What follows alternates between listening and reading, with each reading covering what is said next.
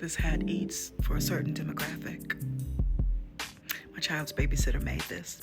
She's got blessed hands. Anyway, for those of you who don't know me in real life, I work in non-clinical mental health.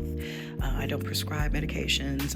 You don't even come talk to me so that I can help give you tools to deal with things that are going on in your life. That's not the kind of work that I do, but I do spend a lot of time connecting people to resources that help them figure out what wellness looks like to them. And what I will say is that December, January are high times, mostly December, but into January, are high times for anxiety and depression for a number of different reasons.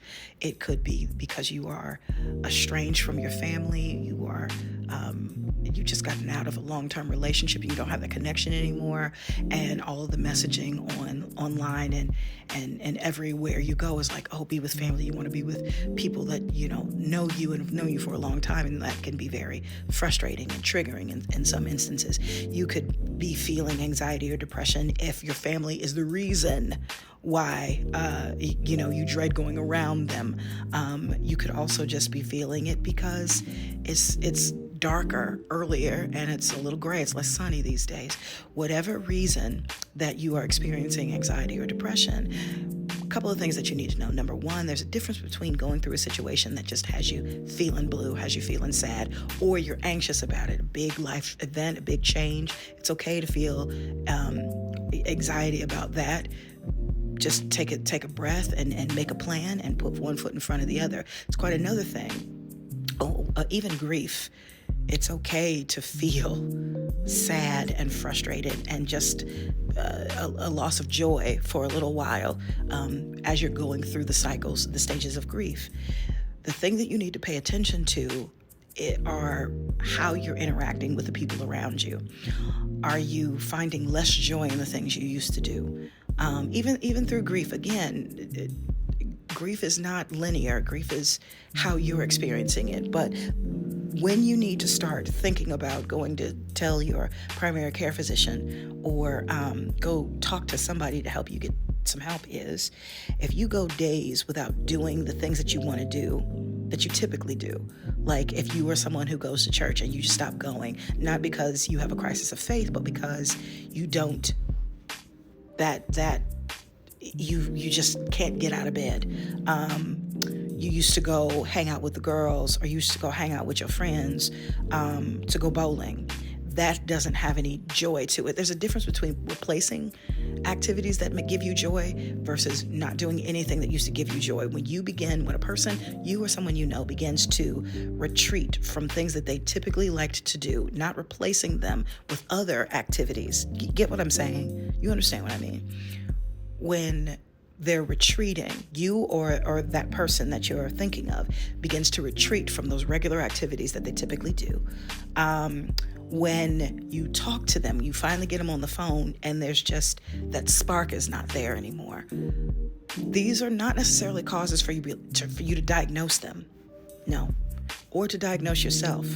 Unless you've gotten a degree, unless you put in the work, you're not a doctor. You're not a clinician. But these are the times when you withdraw from the things you typically enjoy doing, or you withdraw from those things and you haven't replaced them with anything else, another hobby, another activity, something that feeds your soul. That's the time for you to go talk to somebody. You need to tell somebody. And a really good way to do it is if you have a primary care physician, go set up an appointment and then because depending on who you go to, they ask you those questions. Do you feel safe? How are you feeling on a scale of 1 to 10? So, depending on where you are in your life. But typically, your doctor will open up the door for you to be like, you know what? I haven't been feeling like myself. I might need some help. Like you can do it that way, or you can go to places like BetterHelp. There's all kinds of stuff online. Actually, what I would recommend that you do is go to USA Today, Psychology Today, and search for clinicians in your area. If you're in Baltimore, pro bono counseling, totally free. Just call them up and literally pro bono counseling, Black Mental Health Alliance, I'm bringing these up for a reason. You can literally find someone who is like you, looks like you, identifies like you, within reason, to be able to get the support that you need. Because at the end of the day, a couple of things we know: not all clinicians are your clinician. Not everyone that's assigned to you is right for you, but it's important that you figure out what wellness looks like for you. We want you here. This world deserves you. This world deserves to benefit from the things that you can provide, that you can do, the joy that you can bring into this world.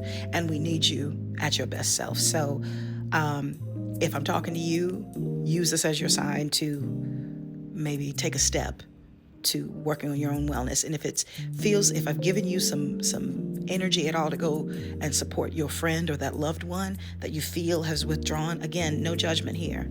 You are not a doctor.